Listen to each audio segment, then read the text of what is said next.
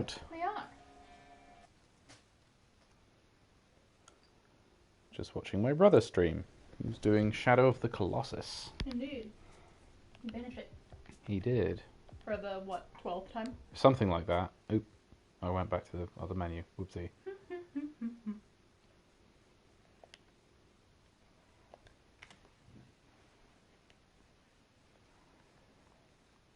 Which ship are you going to go as today? I think I'm going to do the Scout, because that one's quite fun. It is very zippy. It is. Oh my god. Jeez. What's wrong with me? I keep forgetting. The thing is that the natural buttons, and also it's a really long fade out as well. The natural buttons aren't what you'd think they are in that menu. You spent so long playing on the Switch. Right. And the back button isn't the same. Oh no, I used to do the same thing on the Switch. So here, you see, I can use it there, but back to main menu is different. That makes no sense. Which is very annoying. That makes no sense. So the ships are. This is the first one you start with. The Colonial Interceptor. There we are. I always forget the name of that. That's kind of your. Oh, nice. You see Les Mis, which is quite a fun looking ship. It's kind of a standard. It has a sort of Avengers Quinjet. Were you seeing Les Mis? Were you watching Les Mis? Ah, hello. Oh, nice. He just messages us on Facebook. Oh, why did I get that? Welcome, Omar. Good to see you, man.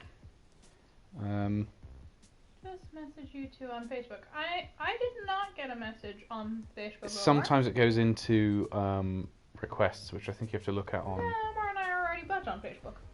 Oh, okay. That's weird. Very weird. Well, we don't seem to. Yeah, we don't seem to see your comment, Omar. So do send it. You said you sent it via Facebook. That's odd. Yeah. Promise we're not ignoring you. Yeah. Just just didn't see it. Say hi. We'll look out for that message. We'll see if we can find it. Yes. So here we are. We've got the Sentinel. This one has the lightning powers, which I quite like. Ooh. This bruiser, this thing, which is fantastic. This is the gunship. Right. I see. So, kind of got to go, even if you're not really in the mood for it. Yeah, of course. Understandable. Well, maybe if it's something to take her mind off. Oh, you posted on the page. Okay. I see.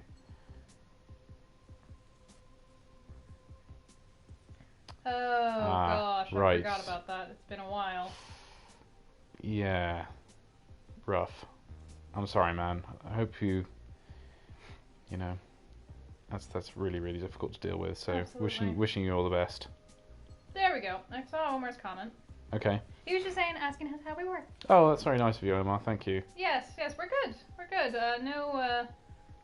We're no COVID symptoms. No, we're fine. We're gonna have a test tomorrow, and then Yes. that should be it.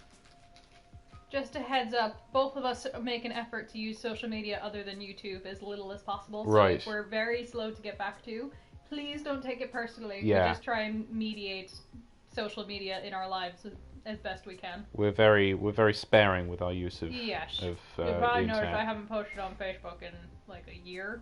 Yeah. But I do duck onto it occasionally, so Okay, just we'll know go- there might be a slow return if it's not Instagram or Instagram or YouTube. We're gonna go with like a duck egg blue kind of layout style. We're kind of awful Or should I use one of these? I mean, there's a reason why we're not YouTubers. We just do this for fun. Right. Because we're both terrible about social media. In fact, we both dislike it. I don't think that it should be wrong to not check your Facebook very often. I agree. I actively avoid it. Now, I still find myself tempted to go on it all the time, but I have to go, no, I will not enjoy it. Yes. And I do dislike the way that Facebook runs itself as a company. I think that's very devious and sort of... Yeah. Right. Stop. You see, we got these brilliant things called stasis missiles, which allows me to just pick them off like that. There's some sort of little drone here. Oh dear. Yes, if you want to find my fun Instagram, gotta catch all the EVs, all lowercase, underscore between each word. That's gotta catch all the EVs. Yeah, I mean it's fairly obvious people are addicted to it, and we've seen the negative effects of it in the past few years. Without going into too much detail, we're aware of what happens when people use it too much. It doesn't seem to be good for our heads. Everspace 2 is coming out soon. I'm very excited actually. I've seen some early access kind of footage from it, and it does look very impressive. Hello. Welcome to this meeting of the Midnight Society. We pretty much are that. We are. I don't think this channel, at least live-wise, works for anyone that's not a night owl. Right. I mean, I did some sort of mid-afternoon streams back in the day, but back over the summer when I was sort of. Steven said this was apparently one of the best productions of Les Mis he's ever seen. Yes. What group was doing it, Steven? We did not find out about COVID yet. We have our tests tomorrow, but no symptoms. So. Yes, exactly. So far, we're fine. We've just been kind of isolating. We've stayed home just to, be responsible and all that. These red things are mines. You've got to clear them, otherwise they. Actually, I'm pretty sure in this ship is very fast and sneaky and nimble, but it's very weak. So if you knock into a rock at full speed, you will just die. You just explode. Which is quite funny. Whenever it's happened, it happened earlier this evening actually when I was playing this. Oh, credits, very nice. So. Wonder where these containers came from.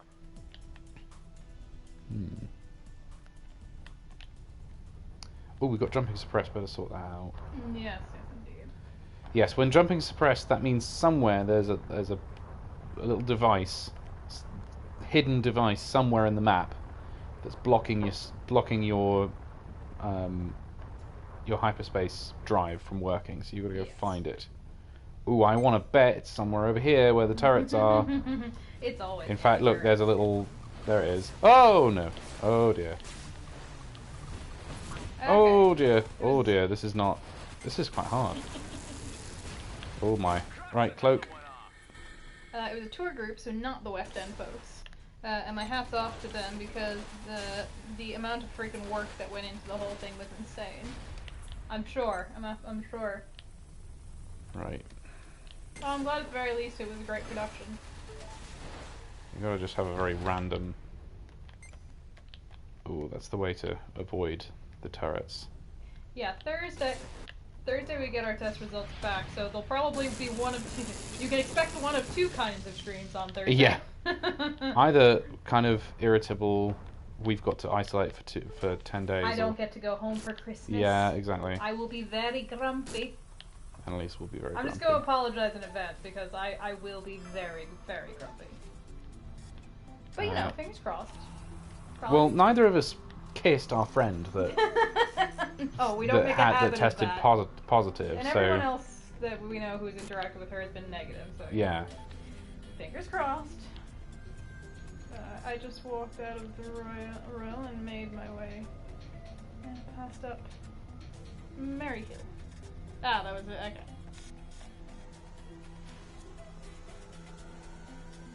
Yeah, if this is a non-Christmas grumpy Annalise, so she doesn't get to have the Christmas she wants. That's the really terrifying. I become a very me as a grumpy elf is a very frightening prospect. It's a mood. It's a mood. It's a mood. It's a festive mood. Post your Insta name on my feed, please. Oh yeah. Sure. Good idea. I'll put my this is my fun one. So on the map here, the sector that I've got selected has a little in the key it says a wreck. So that's my previous life where I exploded. So I'm going to go and collect my stuff because it drops all of it. It's a bit like Minecraft. It drops all your stuff.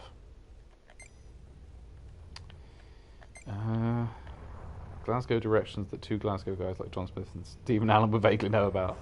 I almost know about. I mean, my parents met in Glasgow. They met in. Glasgow made you possible. It did. It did. So, ooh, there we go. There we go. So here we go. We've got jumping suppressed again. There's rather a lot of those. Ooh, getting quite good at avoiding those bullets. Right, so here we go. You just have to sort of hover near this little, whatever that is, spinning dish thing. Then you deactivate it, and now you can jump again. I'm sort of unsure what sort of style of sci-fi this is, because it's definitely very advanced future kind of thing. I'm not sure what century this is set in, but it's got to be at least sort of Star Trek times, based on the fact that they've got we're fighting a war with an alien species, and we've clearly, this is nowhere near Earth. This whole region of space. This is supposed to be way out there. Well, they call it Cluster 34, I think. You're teaching. Mineable gas. What is? Am I permitted to ask what you're teaching in a prison? HMP Barlini. I admittedly had to Google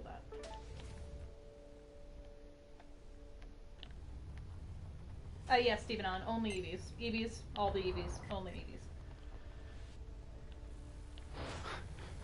Or post my opinions on why you should fight Bigfoot. Oh, that's funny. Oh, jeez. Right. So, I've not been doing one of the best things you can do with this ship, which is to hide somewhere and charge up my rifle gun, and you see you can pick them off quite easily. Haha, from a distance. By the time I figure out where it's coming from. I just lost half my health to an invisible enemy. You gotta aim it right though. Boing. Dead. Good shot. A notoriously screwed up prison that a lot of my old mates reside due to me coming from a toilet. I see. You do have a way with words there, Stephen. You really do. You really do. Coming from a toilet.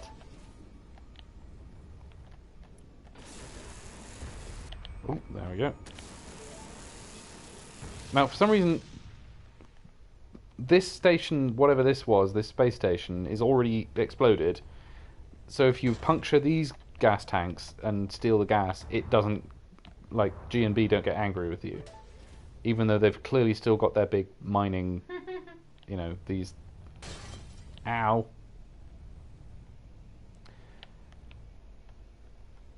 But if you go and bother a G&B space station elsewhere, they do get angry with you and they chase you and break your fingers.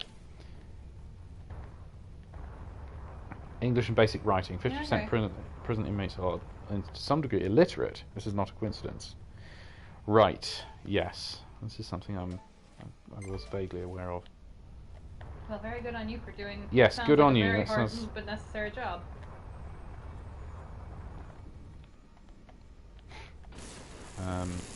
I know a couple of musicians that do work in prisons. Actually, it looks pretty interesting. Yeah, they do. I've heard quite a bit about that kind of work. Obviously, no one in my there's not much people in my field could be doing. But right, shield X. Is that any better? No, that's exactly the same. Okay. Yeah, I do know a couple of people that do. We'll do, Omar. Oh, thanks, man. Yeah, that's really sweet of you. Yeah, we'll more than likely we'll let do a everyone stream know on Thursday, and you'll know by the title. Yeah, you'll know shortly. It'll either be yay, no COVID, we play Everspace. Boo, no, boo, COVID, Yeah. we play Everspace. I expect we're going to be fine. I mean, Yes, you know, I do we're not too.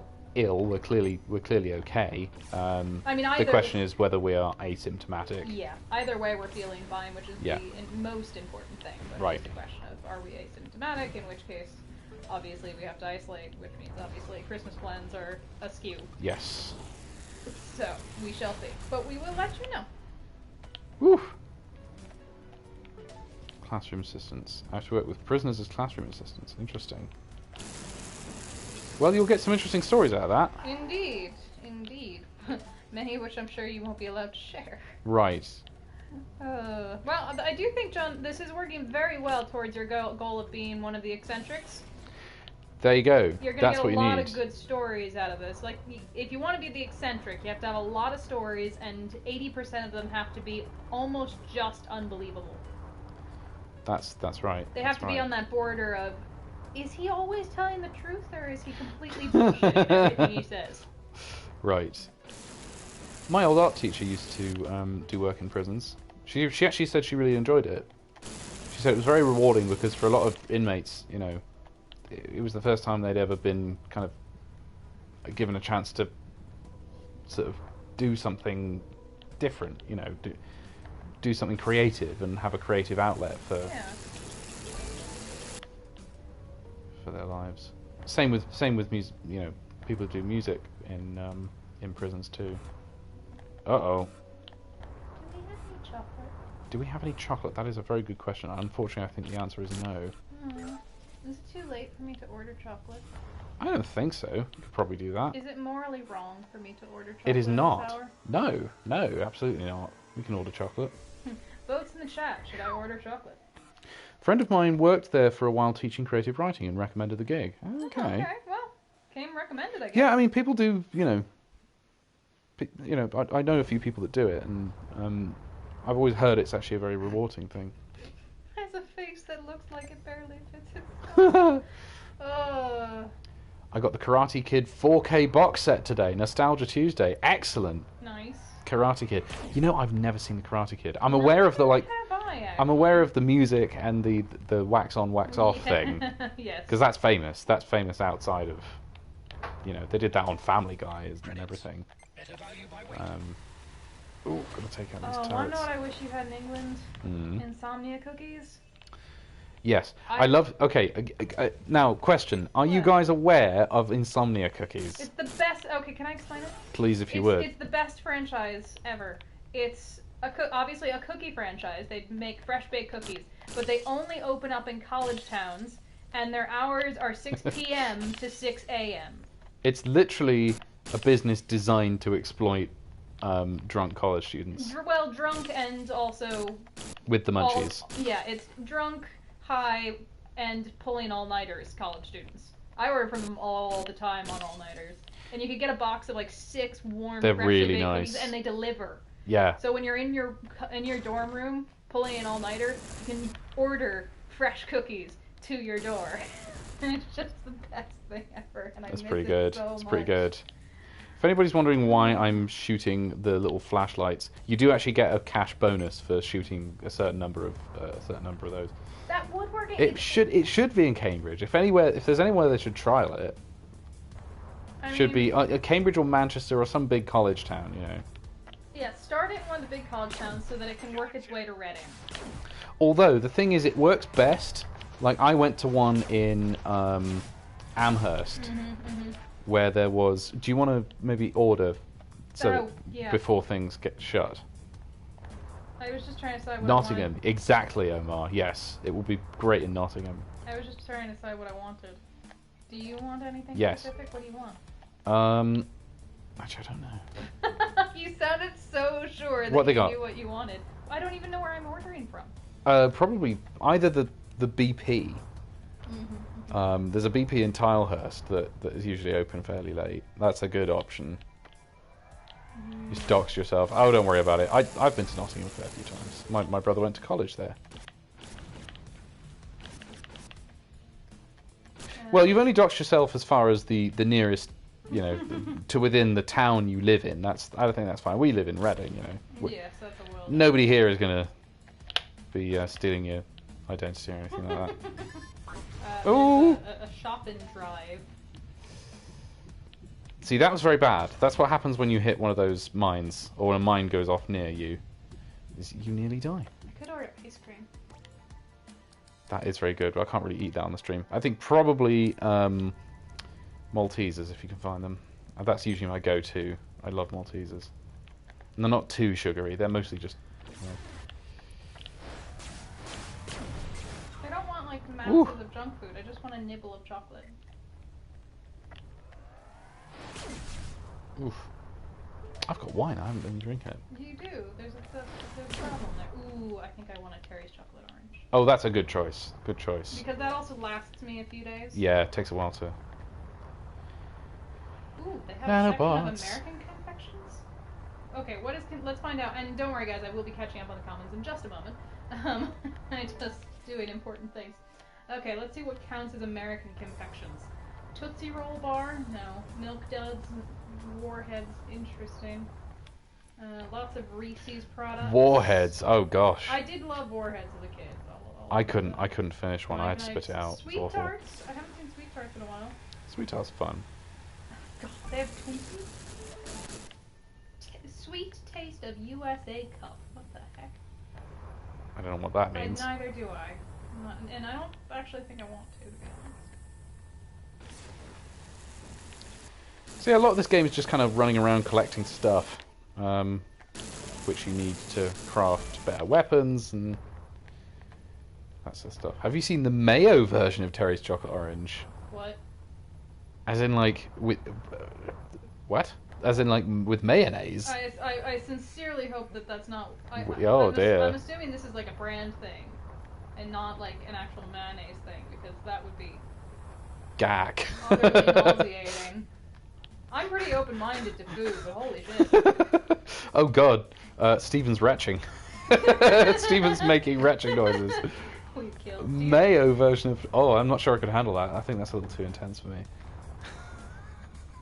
Mayo. Oh my word. Heinz have just released it. Oh no. What Oh the jeez. hell? You can't do that. That's awful. No. Oh, that's a, I mean, No. aye. Aye. Yeah. Again, I am very open-minded That's when rough. it comes to food. I like pretty much everything. And that sounds just awful. Yeah. Alright, I've ordered junk food. Great, thank you. I'm gonna regret that, but you know, I don't regret it at the moment. Why are you going to regret that? Because it's junk food. And I did make us a fried dinner tonight. That's true. Annalise made us an amazing dinner. Thank you. Tell the boys and girls about it if you will. I just, pork katsudan. I mostly make Asian food, and I'm trying to beef up my Japanese repertoire. So basically, yeah, fried, breaded pork Yeah, with, I mean, it's not like deep fried. It's an pan egg fried. and Egg and onions. egg and in onions. Yeah. It's close to a teriyaki sauce, but not, you know, the kind of... The thing is, it is a teriyaki sauce, but it's not... The teriyaki sauce we get in a bottle doesn't taste anything like homemade teriyaki sauce. Right. Oh, you need to charge it. I do. I might need a charger in a moment. Alright, let me catch the comments and I'll find your And no charger. more. Unless I'm not as far behind as I thought I might have been. You certainly stood your ground. No, I think it's just the mayo. Do you like Marmite? Yes, we do like Marmite. Mac and cheese is amazing. Love I'll mac go and for cheese. Vegemite before I go for Marmite, but I like Good. them both. I think I actually brought the charging cable upstairs, didn't I? Or is it not there? Is that it? That black cable right there? Oh. Is that it? Yeah, Is that the one? it's right here. Okay. It's right in front of my face. Is there an USB There is an oops. plug somewhere? We're just plugging in my Charger. There we PS4 go. charger. So the trading ship's pretty good.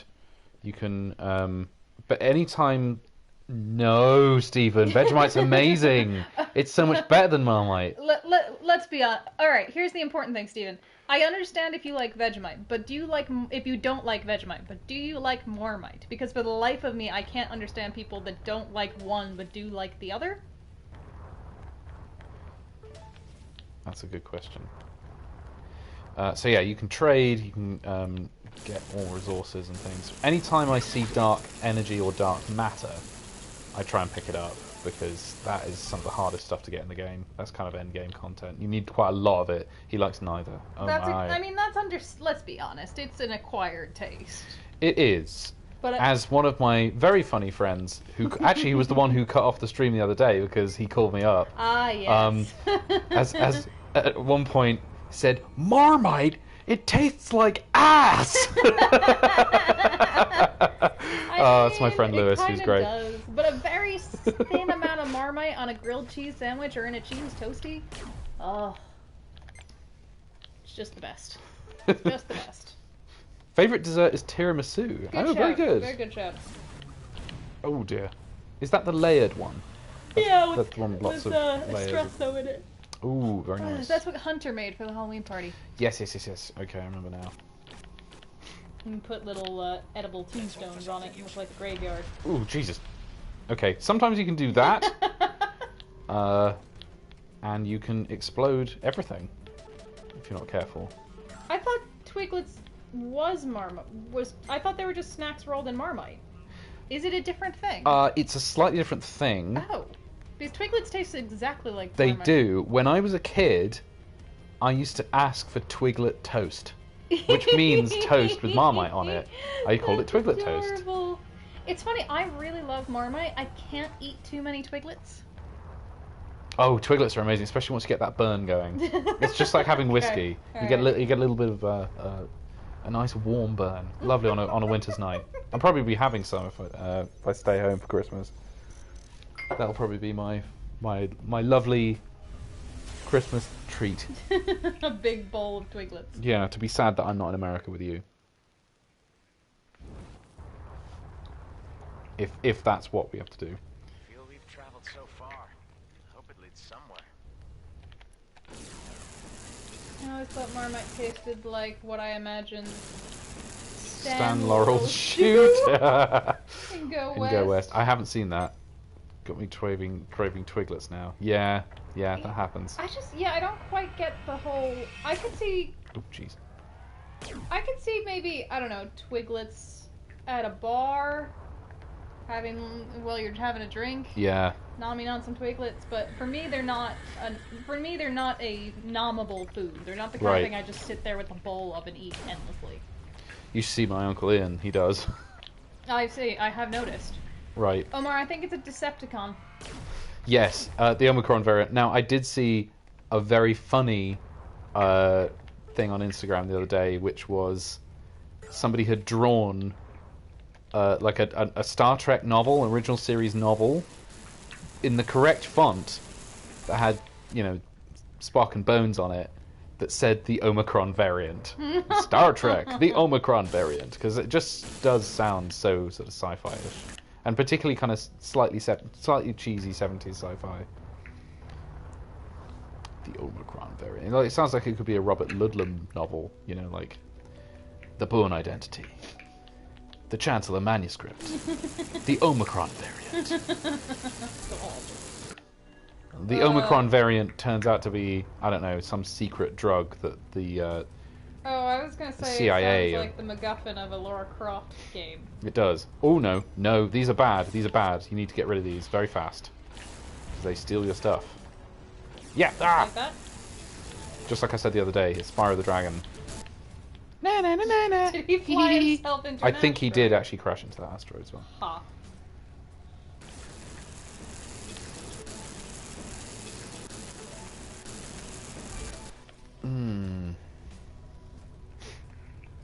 Is Unicron? Oh yeah, is Unicron the living planet? What? The Unicron is in is in the Transformers. He's the biggest Transformer, but he's a planet. Okay. I'm not aware Unicron of is this. enormous. Steven, I think it's Lara. As in Lara So Croft? The first one, yeah. Oh yeah, Lara. It's not Laura Croft. I had thought it was Lara. for a long time. Laura Croft. I didn't even know Lara was a name for a long time. I know a couple of Laras. And the thing is, I knew a lot of Laras. Yeah. Lara is from Derby. Oh, is that where Croft Manor is supposed to be? Unicron is the rip-off of Ego. Oh, the Ah, planet. Ego the Living Okay. Planet from Guardians of the Galaxy, yeah. Oh, God. I got by one of those again. Unicron was an undignified last role for Orson Welles. Oh, that's right. I forgot he voiced that. Seriously? Yeah. And I think Leonard Nimoy voiced one of the Decepticons. Oh, Nimoy, why? Core Designs was based there. Ah. Oh, okay. That makes sense. So they're the ones that actually designed the first games. I never played the older Lara Croft games. I kind of want to now. Because there's been like 20 games Oh in the Lara god, Croft so series. many. I wonder, It's a ridiculous did they ever number. make a Lara Croft game for GameCube? Because I do want to bring back my GameCube. That's a good question. I don't know. I thought they were PlayStation exclusive. Oh yeah, they probably are. I don't know. Because I remember playing... One of my friends had a PlayStation. I remember playing one of the Tomb Raider games at my friend's house. It's funny how you remember which friend you played certain games with because you Yeah. knew what console they had. Aha, no, there was one you could play on the GameCube. Tomb Raider Legend. Okay. Oh, jeez. Ooh, and Now it's these- nice and angular. Yes. Is that the very pointy... It's not the 3D very pointy one. Ah, right. This was Very 2006. boxy Lara. You have to go back to the 90s to get like proper angular. This was 2006. Time Splitters was made in Nottingham. Oh, right.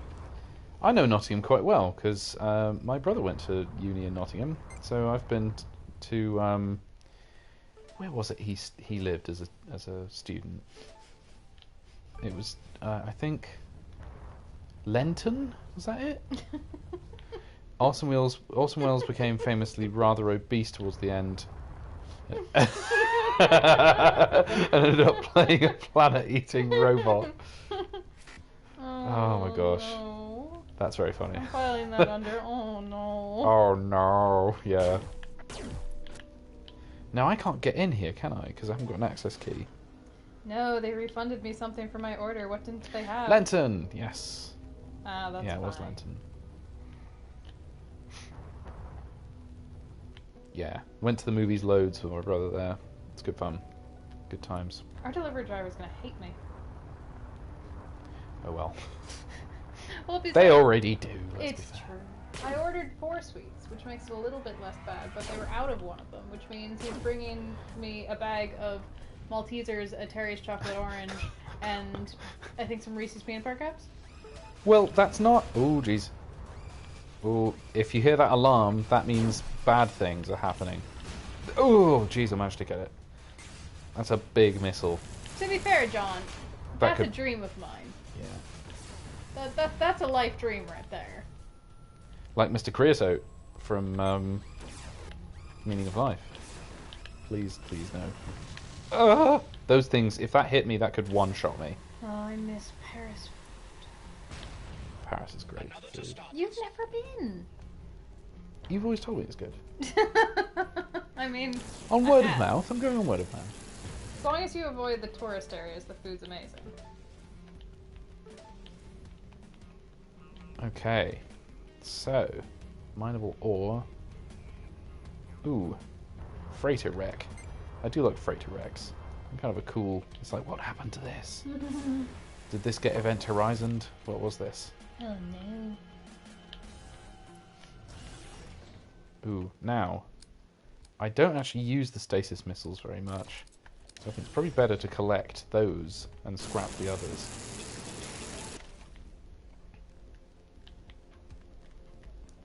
Paris restaurant story with Salvador Dali and his magic checkbook. Okay, Please do share. do enlighten us if you would. We are not aware of this story. We sound like an old married couple already.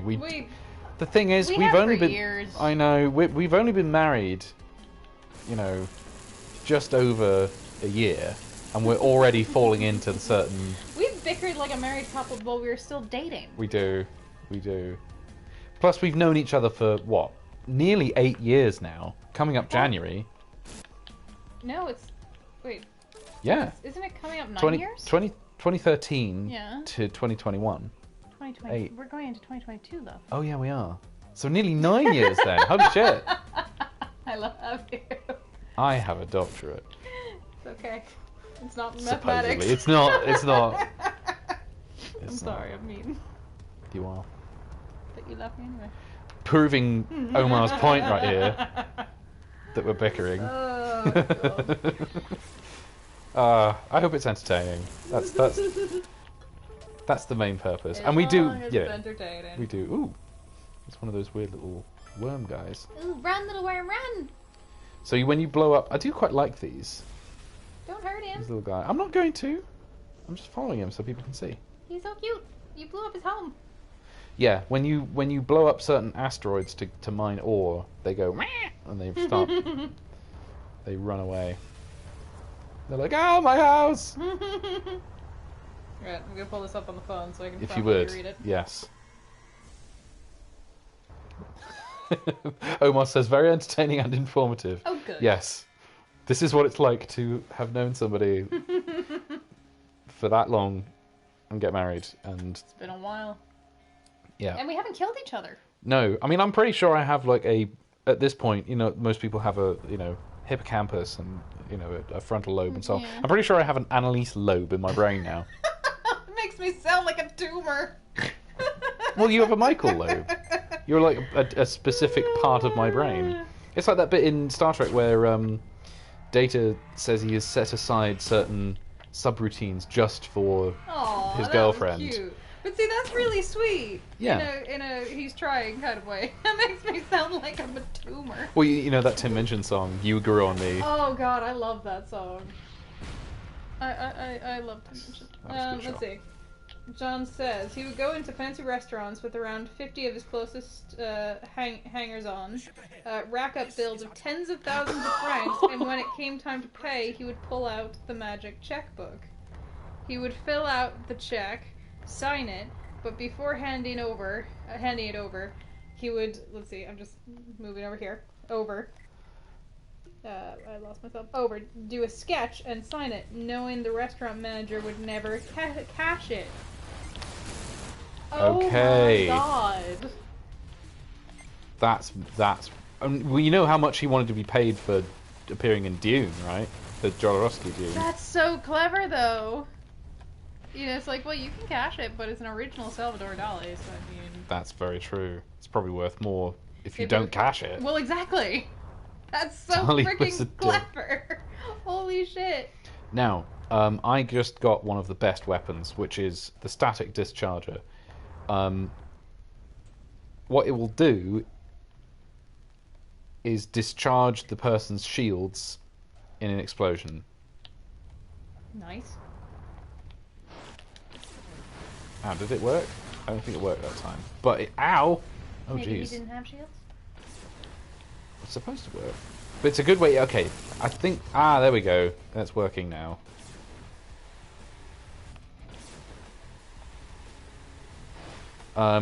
If there's a whole cluster of baddies right next to each other, it's a great thing to use because it will knock out quite a few of them. $1 million kind of an OP a minute? weapon. Is that a joke? It was. I think it was like $100,000. He wanted to be paid $100,000 for 1 hour, or something.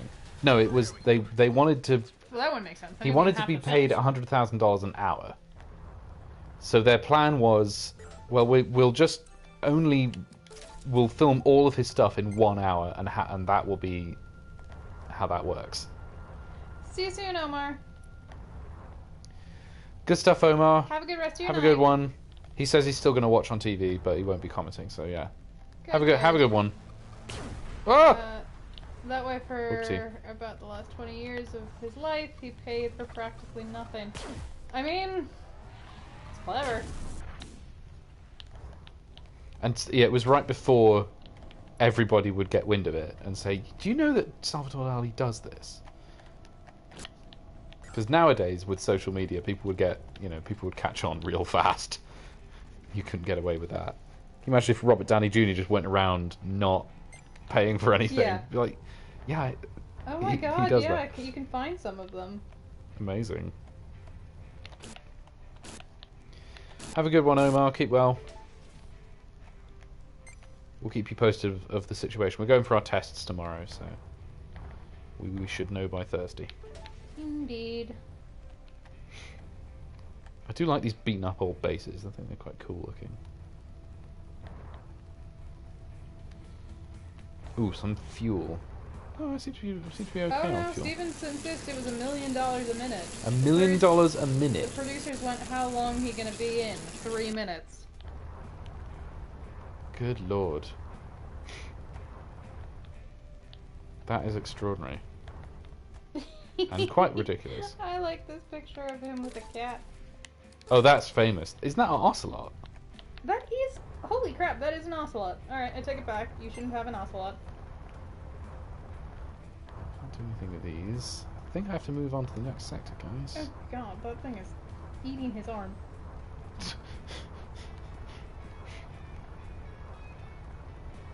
You shouldn't have ocelots are not meant to be pets. That was Babu. Oh, now was his name actually Babu? Because if so, that means Archer is... that's an amazing reference on Archer. They call him Babu. Obviously he was temperamental. He's a wild animal that shouldn't be kept as a house cat. Credits. So here we go. Now I can make it inside one of these colonial bases. Oh, and the colonial turret's very angry with me. Oh no. That's why it's named Babu. I always wondered about that. Oh, that's brilliant. Shield generator. So you blow up these shield generators. Oh! Oh! I mean, alright, look, you shouldn't have an aardvark, and I don't know why you'd have an aardvark, because they're giant and basically just very large pigs. But by the way, I'm not speaking taxonomically here. That was just purely colloquially, so people don't think I'm a terrible environmental scientist. I'm aware that fine. It's not a pig. No one here knows. I'm just saying, I'm aware it's not a pig. I'm just saying, if you want to have a pet aardvark, it'd be easier to have a pig. But at least that's not... You could keep an aardvark happier than, or easier than an ocelot. Yeah. It's like trying to keep a zebra. What's a pig? Oh, that pains me that he hasn't had an ocelot. I don't know how I didn't know that. When I went to Paris, I wanted to be a combination of Dali and Serge Gainsbourg. Yeah.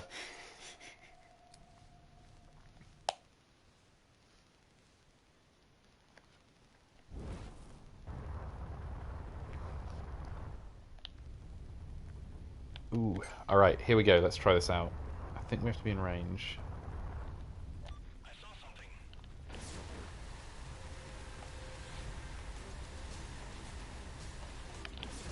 Come on. There we go. This static discharger isn't working. Alright. Annoying. That is annoying. It does only work on certain kinds of ships. Oh, no, there you are. When I got close to it. Here you go. Ooh, I like this as well. This is very handy. Oh, the teleporter? This is a very good teleporter as well. This is the Mark III. This is basically endgame. Nice. This is actually one of the ways to win the end of the game, I found, is if you have a teleporter. There's kind of a fetch quest you have to do whilst being shot by a gigantic spaceship. But one of the best ways to do it is to kind of load up with a whole bunch of energy injectors and a teleporter, and you can just kind of all the way across the map like this.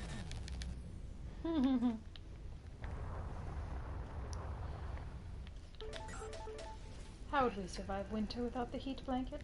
I know, right? Wonderful. Teleporter would be pretty damn great. Yeah. I mean, it depends on the range of it. If I could just teleport from my living room to, you know, say, Sainsbury's and back, that'd be awesome. Ooh, just... But it depends. Yeah, well, that's a good point, because Stephen Allen brings up Star Trek. Is it a proper teleporter, as in magic, or is it deconstructing and reconstructing, like in Star Trek? Because that I would not do. That is killing you. That, yeah. It's like Richard's said many times. There is no two ways about it. It is tearing you apart and printing out a copy. What does OTP mean? I've seen that before, but what does it mean? I mean, most of the time I've seen OTP is one true pairing. Oh god, one true pairing, OTP. If they wanted to, they could just teleport half of someone across.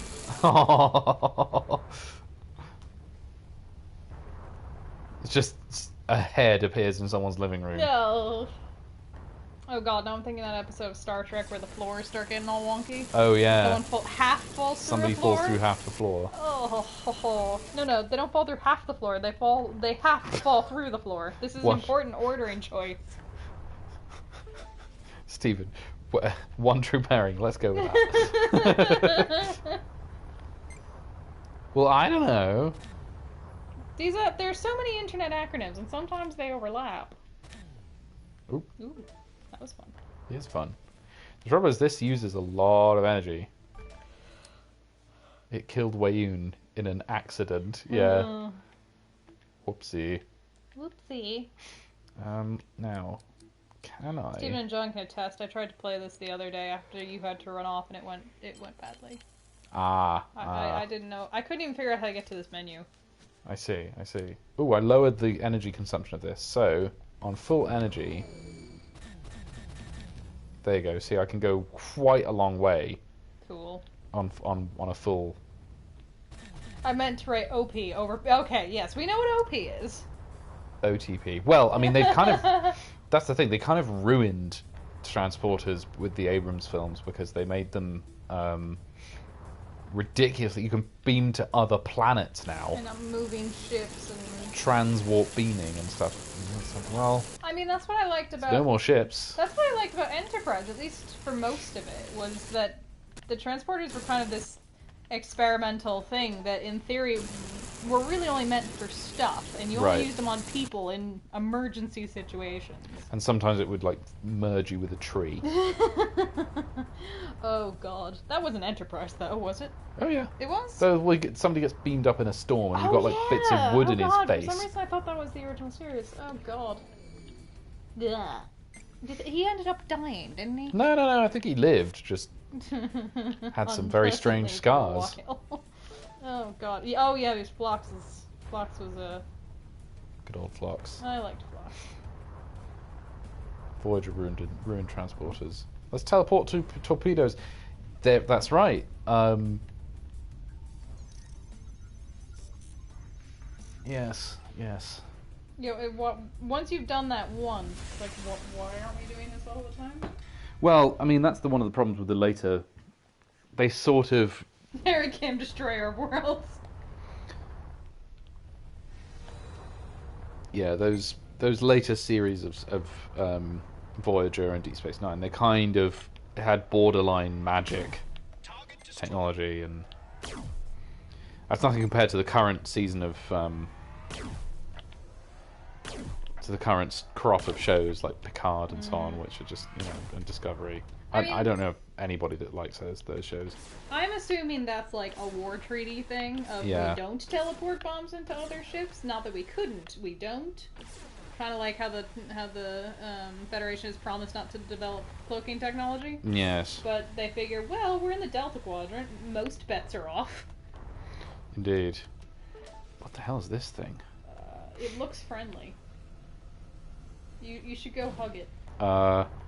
No thanks. Oh dear, I think it just killed that GMB fighter. No, it's not friendly. It's not friendly. I think these follow you all the way around the map as well. Aw, he's like a puppy. It sucks your energy. Basically a little sentient black hole. Steven says he likes parts of the new show. There's elements in there, I think if they did books, they'd make it really work. I think I agree with that. There's certainly bits of it that I like. I think there's, 10% bits I could pick out. We really need to watch season 2 of We do. We haven't got around to it. We've been watching a lot of other things. Mostly YouTube. Mostly YouTube. Well, we have been fairly busy. True. But we should watch that. Definitely. Maybe that will be a Christmas holiday kind of thing. Yeah, exactly. Used to explain non-visitor's pregnancy in DS9. Oh yeah. Oh yeah, that was weird. I mean, I guess you have to explain it somehow. Wait, what was that? I don't remember that part. Remember when Kira, the actress who played Kira, was pregnant? Right, around season 4 or 5. Keiko had a teleporter accident, and so they had to put it in Kira. Oh, yeah. I wasn't really sure that was the best way to... Alright, I'm just going to have to shoot this thing. Oh, Jesus.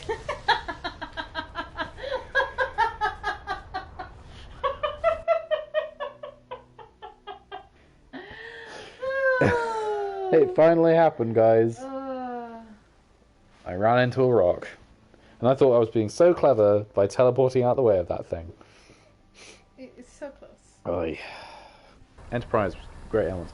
I'm gonna fully say that I think Enterprise was way better than the newer like shows. Enterprise. Right, I'm gonna spend my. Yeah, because then they had that weird thing where obviously Keiko and O'Brien took the kid home, and Kira's just like, oh, okay. And then she has this. Yeah, she's been carrying their child. Then she has this weird forgotten all about separation that. problem. Yeah. She kind of gets postpartum depression for someone else's child. Well, that's why though, because she has to carry this child and then just immediately give it away. Right. It's like she lived like barely. It's weird. Let me say, a stealth ship should a stealth ship be bright yellow? Not sure. Probably should be a dark color. I think so. Although I mean, it could just be a very daring stealth ship. I don't think it really matters. I think it just should be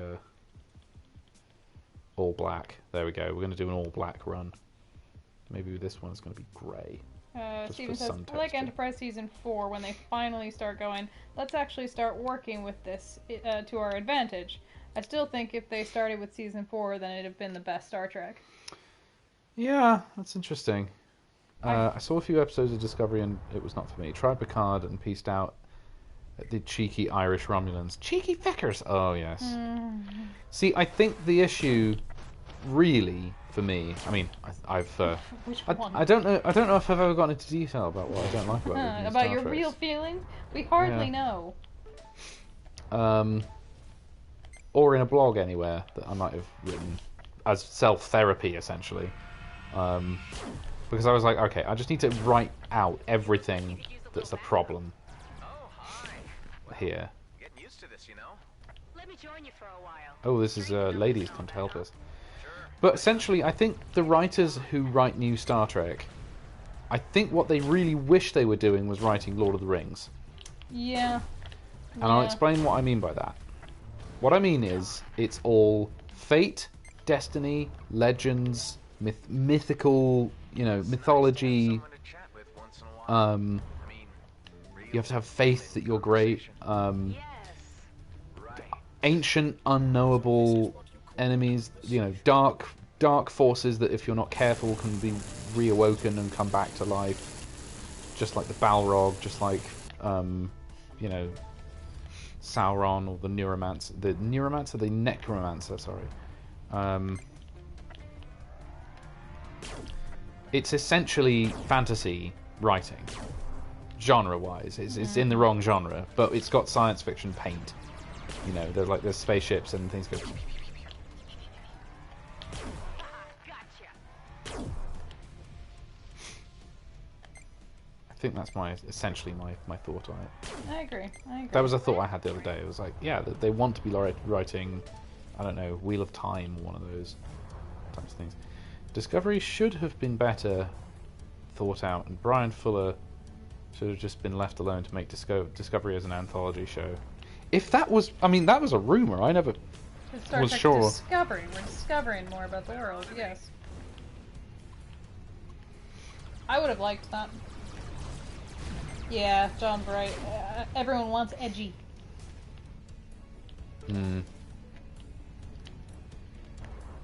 Yeah. I You mean, know, I would be more open to it. I still maintain that it's not Star Trek, but I would be more open to a tonal shift if I just thought the quality of writing was better. Again, it really just comes down to I think the quality of writing is really crap. The thing is, the idea of them going to the far future has been kicking around for a long time, and they sort of act like they invented it. And it's like, well, I've been following what they were going to do for new Star Trek stuff since the mid-2000s at least. And I remember that idea coming up something like 15 years ago, because the Bryan Singer idea that was cancelled, I think, to make way for the J.J. Abrams film. That was... Oh, Oh, great. Oh, gosh, yeah. somebody F-bombing Picard. It's just like, no. Again, I would have had less issue with all of this if they just started in the far future, because then you're not trying to shoehorn it into the canon. Well, the thing is, they've reimagined their concept of what... Okay, if you say, alright, what's Star Trek Discovery about? Let's say, what's Deep Space Nine about? It's set on a space station. Yeah. Got it. And it's in this one place, and all the stuff they established in the first 2 seasons actually matters. There's a big wormhole. There's a wormhole, there's these strange... There's the Bajorans, there's these strange alien entities that live inside the wormhole that they communicate with. All of that stuff is established right from day one. And it stays right throughout the 7 seasons. Even though there are other stories and the quality of the writing does get better.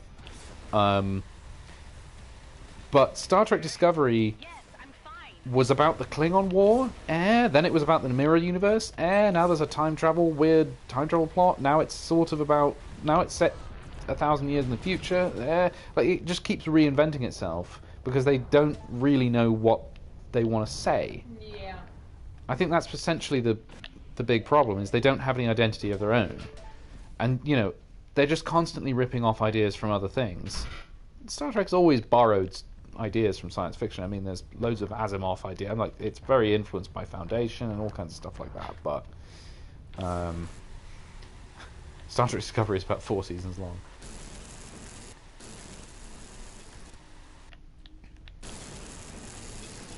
Oh, yeah. New Star Trek. It's kind of sad because, you know, teenage me in, you know, when I was like 14, 15 years old and really getting into my Star Trek, when I was, you know, this would have been like 2003, 4. And if you told me, hey, in 10, 15 years, there's going to be like 4 new shows on, there's going to be an animated show, there's going to be new movies out, and they're going to be making as much Star Trek as they were making in the heights of Deep Space Nine and Voyager time.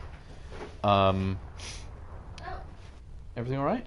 Well, they sent me, instead of a Terry's chocolate orange, they sent me Terry's chocolate orange truffles. Ooh, that Which sounds I'm not interesting. mad about. That sounds interesting. Thank you. Oh, you got me Pez. I got you Pez. Thank you. I know how much you like Pez. I do like Pez. Yes, I was just saying, if somebody had told me that, yeah, one day they're going to be making as much Star Trek as they were making at the heights of Voyager, Deep Space Nine, TNG movies, all of that, the problem is I hate it all. And it's like... It's really sad, because I really want to like it. I don't want new Star Trek to be shit. Lower Decks is the best of the bunch, which is vaguely nuts. That is true. I agree with you, Stephen. I think Lower Decks is the best that they've made of new Star Trek. And again, it's because it's made by people with just a little bit more going on in the brain holes. You know, they are just... It's just a little bit smarter in how it's written. Because I was genuinely expecting to hate Lower Decks. I saw the trailer. I was like, oh god, they've just turned it into kind of sub Rick and Morty, dumb Family Guy stuff. There's a little bit of that. But it's not egregious, and actually it does genuinely have some funny things to point out about Star Trek. But still, that's the kind of goofy Star Trek. It's fun, and don't get me wrong, it's very enjoyable to watch. But oh jeez. I'm getting in real trouble here. Why? This must have been 4 fighters already. Right, just shush, will you? Have a purple stasis missile. Have a shut the fuck up missile. There you go. Oh, missile. Careful. Ooh. Could you read Stephen's comment? Yes. It's a little long there. I'm not sure, and also I'm not sure I can turn away long enough to... Well, first we have one from John. He said, so, speaking of edgy reimaginings, edgy Lord of the Rings? Don't they need something like 1 billion people to watch each episode to turn a profit? Yeah, pretty much. And then Steven says, and I'm surprised by this. Well, I hated TNG and DS9 and Enterprise. What? The only Trek shows I loved for a long time were Voyager and TOS. By which you mean you hated them at first and now you've come round, right? Yeah. Yes. Because I'm not sure if we can continue these streams anymore if you have that opinion, Stephen. I'm kidding, of course. Oh, Jesus.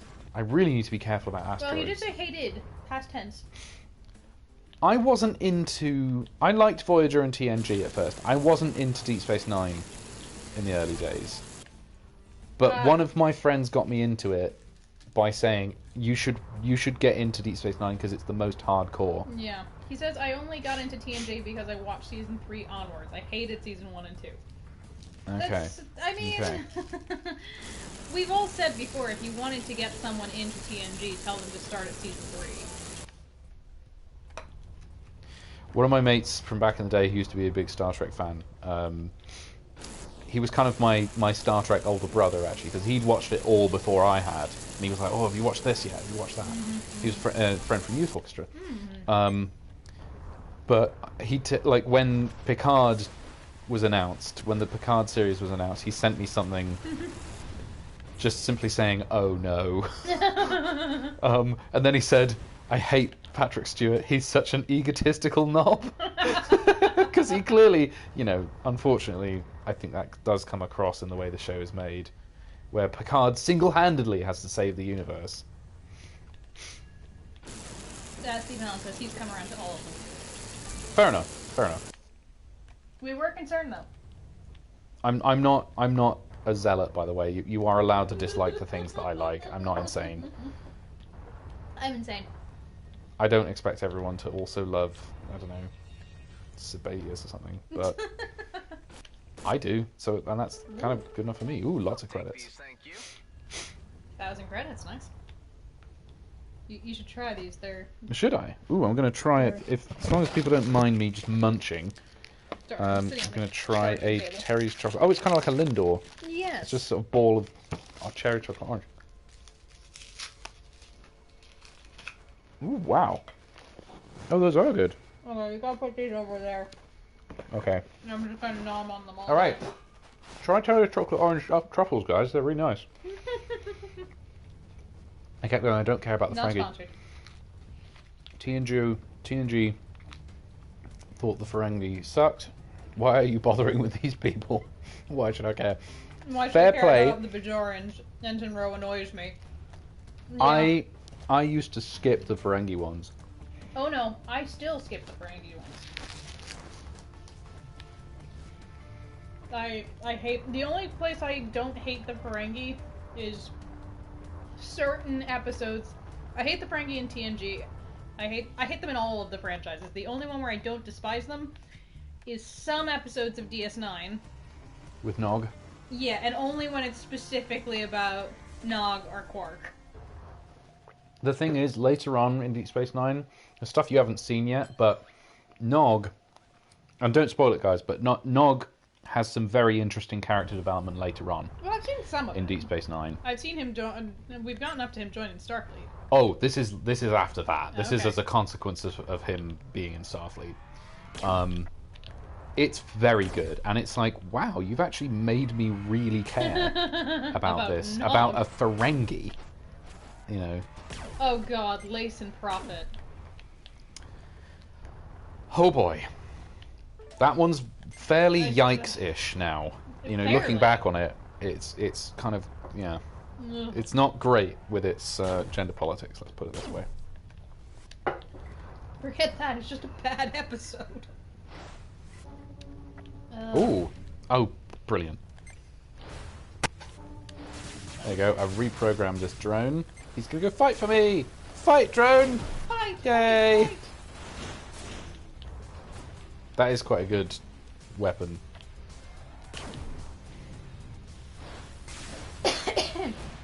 Shoosh. Alright. No, I meant the I Outlaw know. Scout. I know. And boosh. I was being funny. That was kind of dark. You sometimes hear the pilot kind of go ah as you explode them. Well, that's the thing. They're still screaming after they're exploded.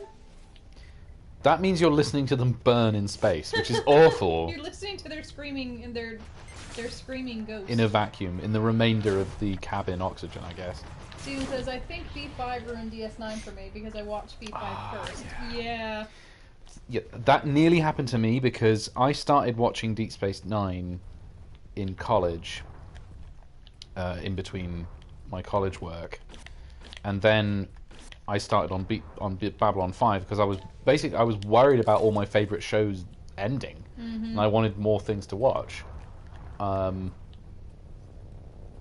And once I got into about season 2 of Deep Space of Babylon 5, I was completely hooked, and I found it hard to go back to Babylon 5 after that because I sort of realized where they got it, all the stuff I really enjoyed. You mean where DS9 got Yeah, it? exactly. Yeah. I found it very hard to go back to DS9 because I found it just so overly, so obvious that the premise had come from Babylon 5, and also Babylon 5's writing was better. Although not at the beginning. I feel like the first 5-10 episodes, the writing was not there yet. Yeah. But later on, I was like, oh my god. Like, they're actually willing to do some fairly holy shit level things. Yeah. Like having Earth turn into a fascist dictatorship. Like, That was... Deep Space Nine would never have done that. No. They didn't have the balls to do that because you have to keep the Federation. You know, the Federation come pretty damn close to losing in the Dominion War. It's rough, but it's not that desperate. Where literally it's just Sheridan with the fascist Earth government on one side and the goddamn shadows on the other, eating everything. Yeah. It's like it's truly desperate for quite a while there at the end of season 3, so that when he confronts Kosh, that's quite a moment because he's like, well, I'm fucked either way. Yeah. My own government's trying to kill me, and if I lose the war with the shadows, we're just as dead. Yeah, Like, so... this is the only way this will work. You've got to help us. It's brilliant. That's a really great place to take the character as well. B5's first season, where they're trying to do the whole action... Yeah, they were trying to make it into like a cop show for a while, where it was like... Which is a choice. Well, I mean, all the stuff with Garibaldi, he's clearly supposed to be sort of space detective Garibaldi. Oh, yeah. And, he's running around fighting the smugglers, the raiders. There's a raider convoy on the way. We gotta go at the Starfears and beat them up. Yeah, that's good. I am getting close to wanting to rewatch B5. It's pretty great. I mean, we haven't watched it since 2017. That's true. It's been long. I think we've had the required time. I mean, that's kind of interesting. You know, other shows... I think it's interesting to see what shows do when they have to roll with the punches like that. When it's like, well, here you go. What do you do now? Imagine if Picard just had to leave. What do you do? What do you do now? Michael Burnham's not available. She's having a mental breakdown. Or the actor died or something. No more Michael Burnham. What are you going to do now? How are you going to readapt? Yeah, and he was... Well, didn't he have an exit plan for pretty much all of the major characters? He did, but it was nowhere near. As extensive as it ended up needing to be? Well, I mean, it was nowhere near where he was thinking of having the jump-off point. Yeah. I mean, he was expecting to get cancelled, but I don't think he was expecting to have to rewrite the whole thing, because he'd set up... So, it's quite interesting to go on...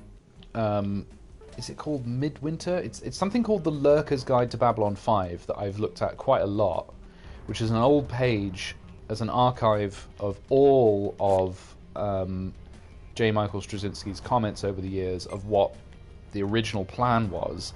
And it's pretty interesting that, so the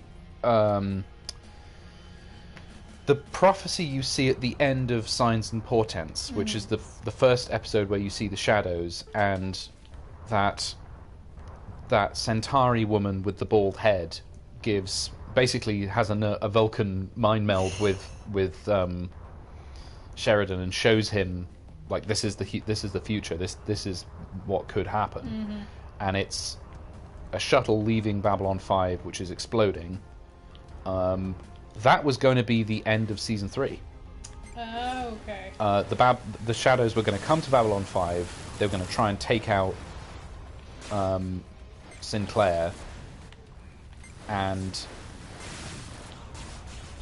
he was going to... I think Babylon 5 was going to be destroyed, and the rest of the show was not going to be called Babylon 5. It was going to be called Babylon Prime, or something like that. and it was all going to be set aboard Babylon 4. Interesting. They were going to bring Babylon 4 back from the past or something like that. There was a whole bunch of different things going on, like the episode War Without End, where they have to. That's definitely changed from what you clearly you can tell that's not meant to be Sheridan in the suit. That's meant to be Sinclair. So they kind of retconned quite a lot of stuff in that.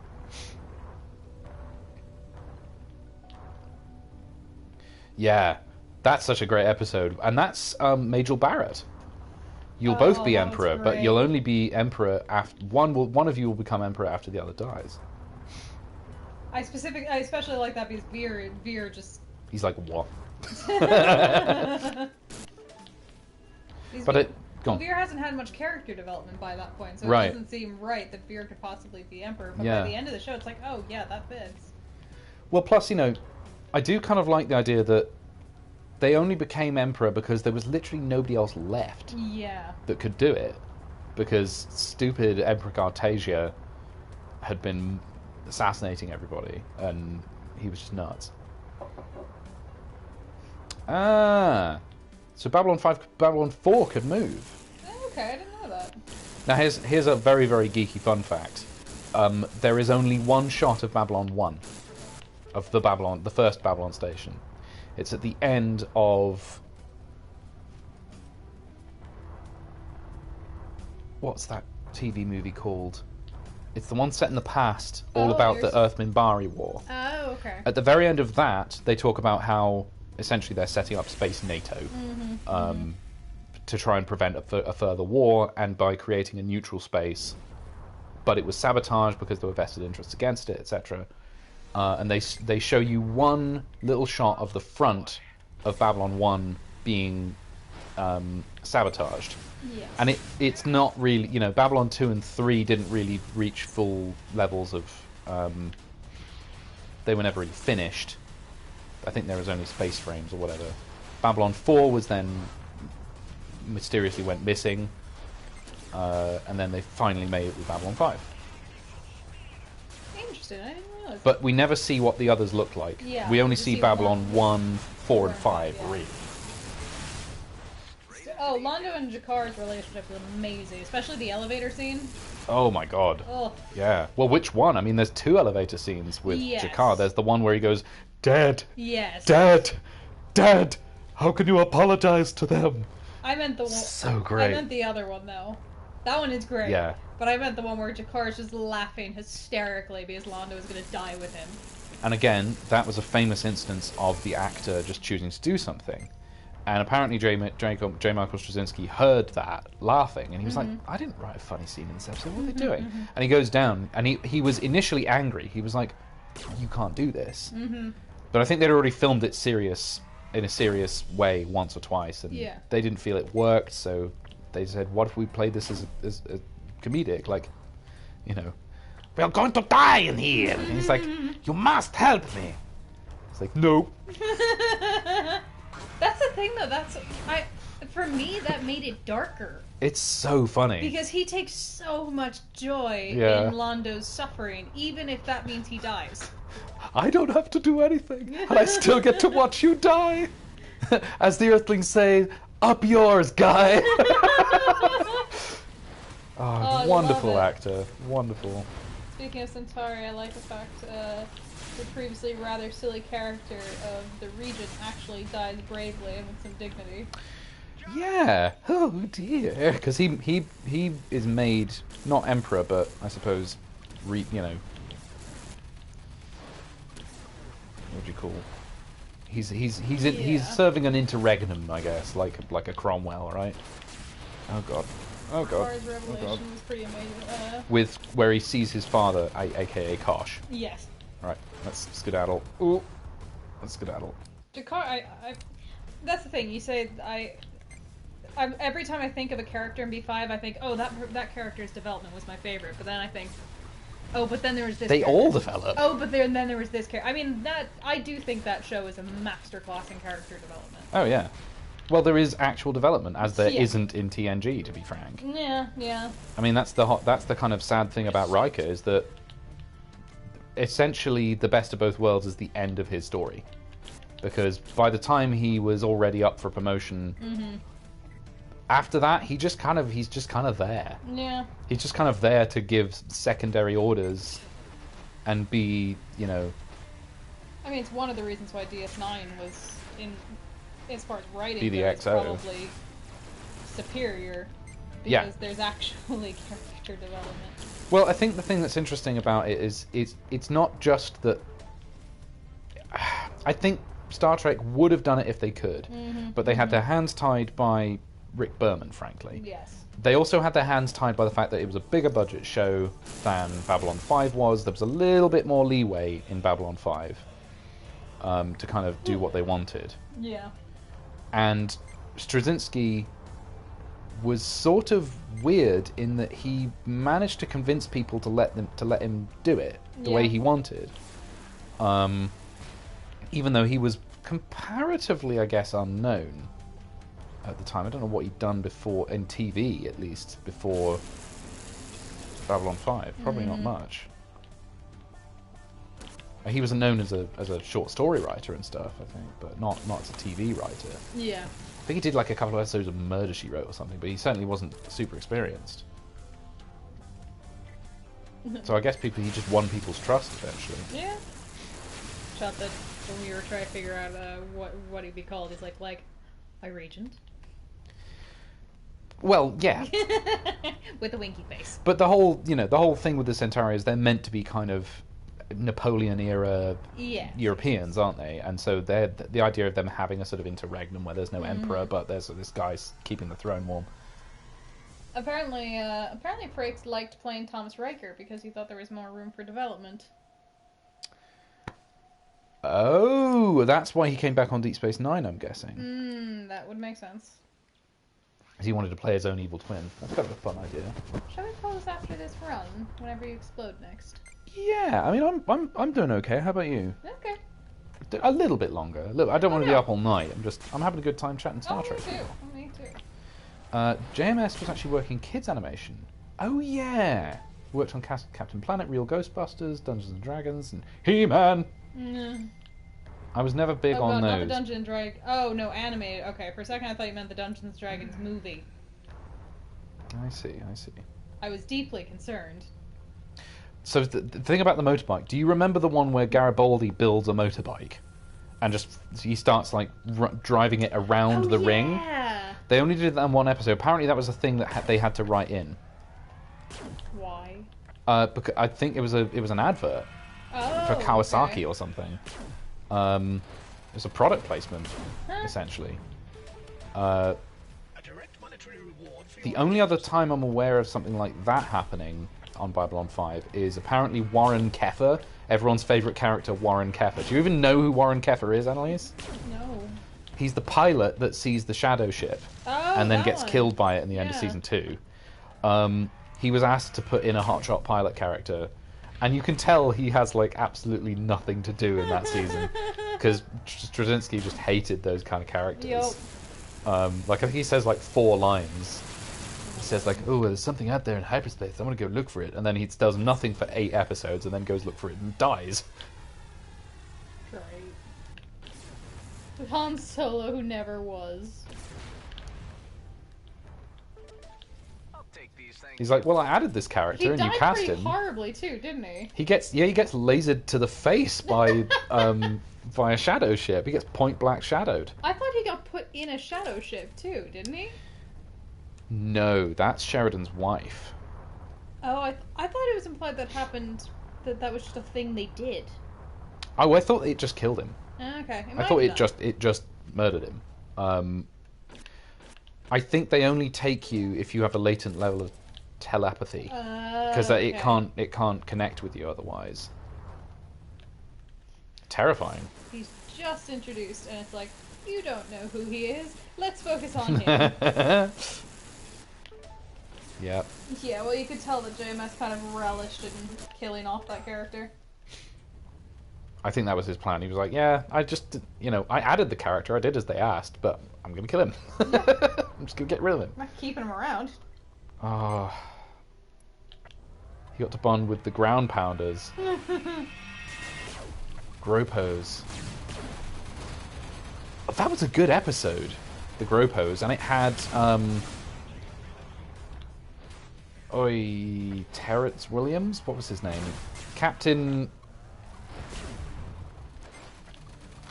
Terrell from Star Trek Wrath of Khan. Captain the Reliant. That actor just died recently, I I believe. mean, don't ask me. You know not to ask me about it. He's also in the Terminator. Paul Winfield. Winfield. He plays Stephen, the Doctor's father. Ah, You remember? Okay. Yep. And he has this difficult relationship with him and does a sarcastic "Yes, sir," and fucks off. You've also got your okay, very obscure bit of knowledge here. Paul Winfield. Yeah, Paul Winfield. Does anybody remember the Die Hard on the Enterprise episode of Star Trek TNG where Picard goes back for his riding saddle and discovers that people are doing weird stuff on the Enterprise? Yes. Starring Tim Russ, before he was Tuvok, as just another dude who looks exactly like Tuvok from the same exact era. Only so many faces in the universe, I guess. And the woman who's kind of the Hans Gruber to your John McClane, if you will, in that episode, the woman who's trying to steal trilithium from the ship, is the same actress who plays the female Gropo who has a little dalliance with Garibaldi. Oh. And says he has a nice butt. So yeah. Things you find out at 2 in the morning when you're just Googling stuff randomly, because you're like, I'm sure this face looks familiar. Why do I recognize this face? Ken Foree is a ground pounder. Oh yeah, who's Ken Foree? Hang on. Picard riding saddle. The reason why TNG season 8 has an episode where Picard got stuck in the turbo lift with a bunch of Icelandic ponies. I'm missing something. Icelandic ponies. This is something that didn't happen. Okay. Oh yeah, Ken Foree. Okay, yes, I recognize him. Didn't he play a bunch of Klingons as well? Did he not? Very distinctive looking guy. I mean, you know, can't miss him. I remember him from Gropos. It's a good episode because I remember it's quite dark. I think they all die because they're being sent to some horrible ground war. But it's very Starship Troopers. There's some hopeless ground war going off. I think it's on a planet called Akdor. I've seen it enough times, I remember. It's good. It's a good episode. That's like season 2-ish.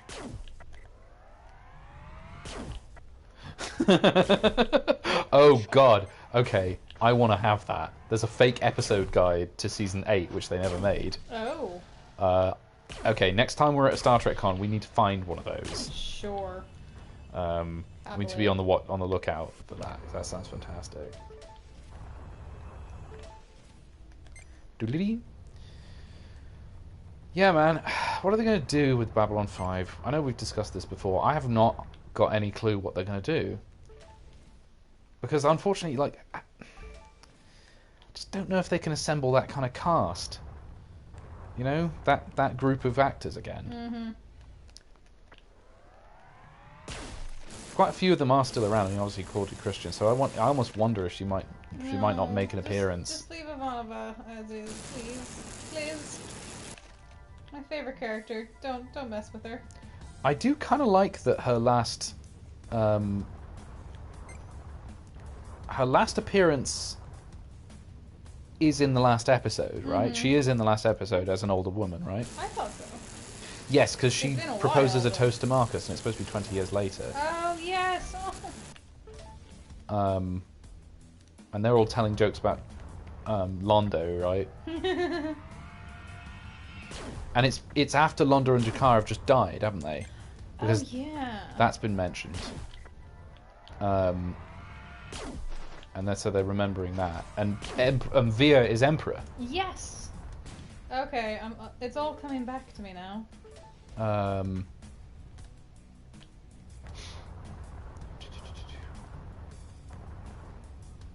has an episode where Riker gets space herpes. Oh, mate, like he learns a lesson. you've heard about Riker Googling, right? That's an amazing Uh. Twitter account that's just Commander Riker from TNG has confused his Twitter app with Google. And so it's things like, I don't know, how to do manual restart Galaxy class starship. Things like that. It's very good. Blue screen of death, Galaxy class starship. Beach ball of death. Oh. Delete browser history, Galaxy class starship. It's very good. It's a great. That's a good fun thing. It's one of those things that there's no point having Twitter to just look at it, but go to that page now and again and it's great. Oh, yes. Veer. Still hate to pilot all these years later. The B5 pilot? Yeah, maybe. I mean, Pain. oh, the pain rings. Oh god, I'm so glad that didn't last. I do quite like the thing about they've put something in Jakar's stomach, but when they haven't, they've just placeboed him, and he's going. They say, "Hey, Jakar, beep beep." He's like, Beep, beep. "Ooh," and then Londo is like, "Beep beep, what these Earth creatures? What are they? What are they doing? Beep beep. I do not understand this." That was one of the early moments where I was like, "Okay, This show is different. I like this. This is funny. It's got a lightheartedness which I'm enjoying. That's not quite the same tone as Star Trek, because Star Trek was always a bit, I don't know, it was a little bit more po-faced for the most part. You know, there's some funny bits with Data doing something silly. Usually the Q episodes, it's like Q's trying to make things fun, and Picard keeps going, "Stop it!" I still like the mariachi bands. Oh, yeah. Mike McMahon wrote a TNG novel before he made Lower Decks. Yes, that makes perfect sense, actually. They do have this thing of hiring... like, Kirsten Beyer, who writes for Discovery, is I think she wrote some of the... Sketch of Kirk confronting all the half-human monstrosities he's sired over the years. Oh, my word.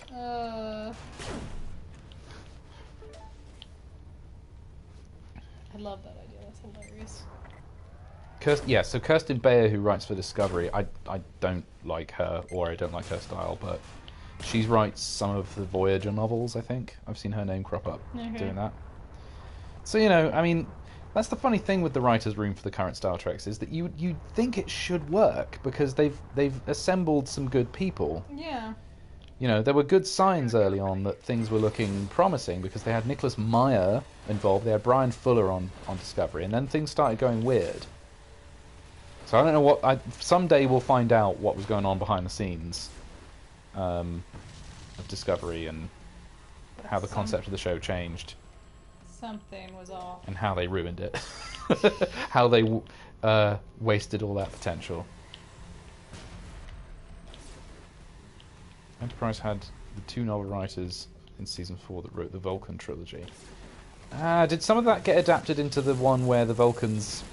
Oh, the Vulcans go funny? The Vulcans go weird. The Vulcans go off. They have... Could you pass me another truffle? Yes, certainly.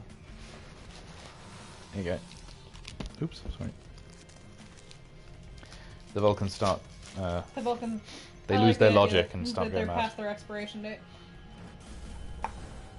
That's something we never got to see, and I really hope that the current batch of writers don't do it. But Vulcans losing their logic. Oh, it can be purple now. I like that color. It's probably going to be... Ooh, or maybe not. Okay. Young to Pow. Yes.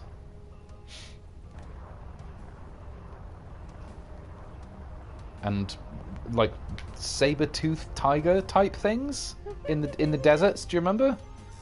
And they're running around in the quarry. Ah, And there's those saber-toothed tiger type creatures. Yes, okay. And there's some slightly ropey CGI showing one of them. Gotta love the ropey CGI. And it's a reference to something that Spock says. Spock's mum says that he had one of those as Babu. And yes, the... McCoy is delighted because he's like, a teddy bear? He's like, it has long fangs, it is hardly a teddy bear. They're very vicious. And then we find out they actually are quite vicious. They actually are quite vicious. They nearly eat Archer 100 years ago, yeah. One nearly ate Captain Jonathan Archer like 100 years ago on Vulcan. I can't think of T'Pau without thinking of Alan Partridge. Isn't there a band called T'Pau? I can't quite make the connection.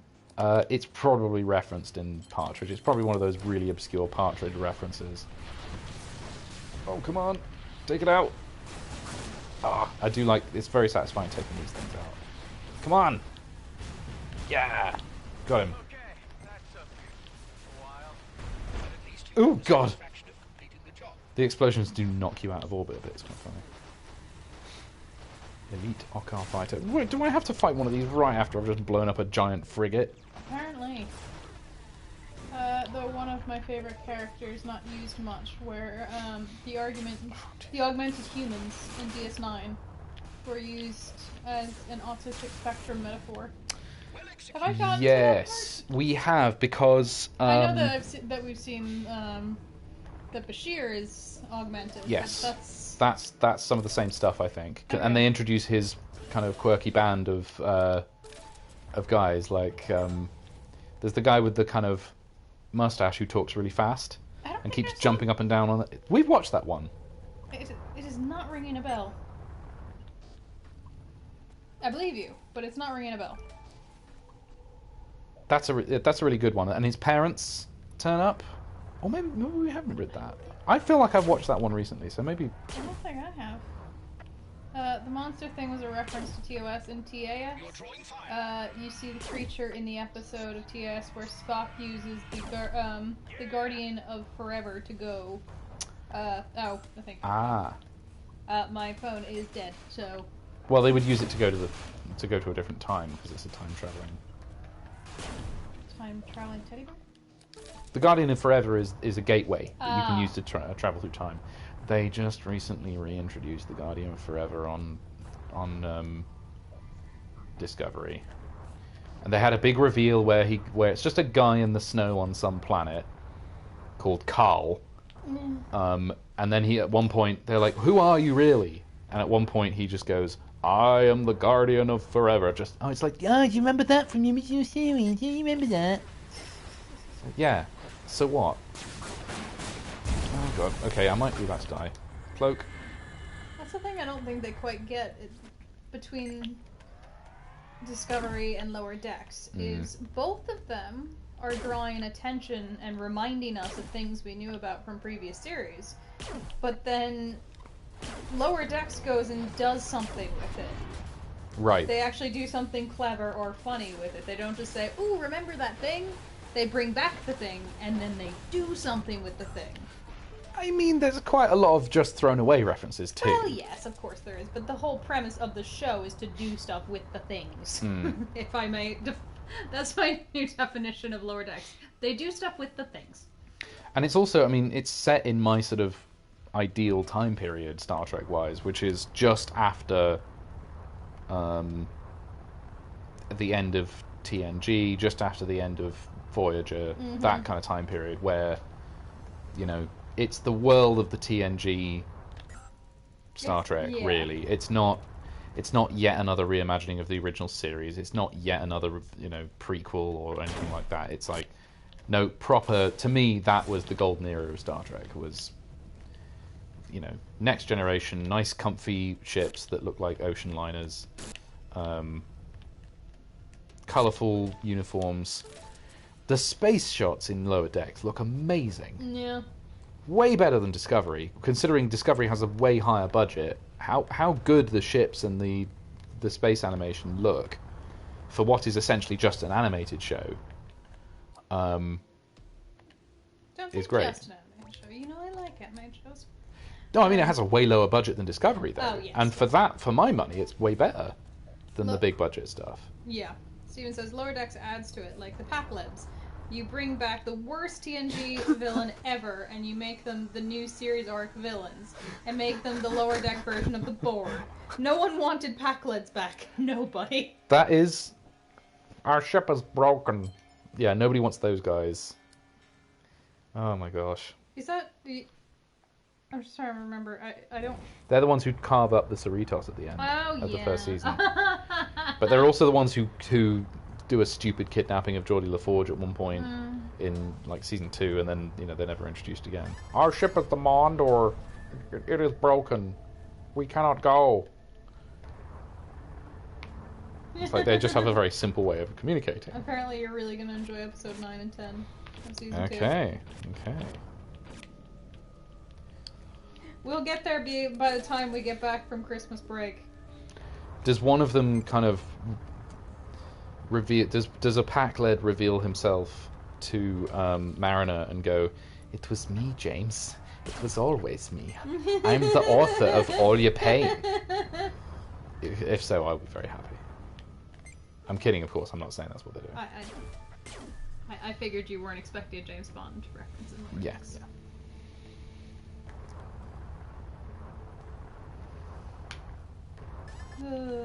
All right, maybe just a couple more minutes of this, and then we'll call it. Only because we have to get up a little bit earlier tomorrow to go to our test. And I am nearing the capacity of the human bladder, so. Yeah, don't make me play this game to entertain them. It went terribly. It went Yeah. really bad. It went badly. You just exploded, so I'll bet you. Actually, Okay, it got to let's the point just. where Oh, come on. you don't have to do that. Yes, I do. You don't have to. Do.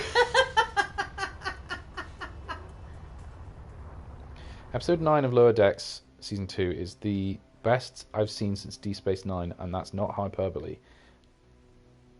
I'm not ruining it for you. Fair play. Alright, at that, we're going to call it. Good night. And we'll see you again soon. We will Yes. let you know how things go. Yep. We are We'll find out almost Thursday. certainly fine. Uh-huh. I don't think there's any likelihood Don't we jinx have us. it. Please don't jinx us. Yeah. All right. Nighty night. All right, chaps. See you soon.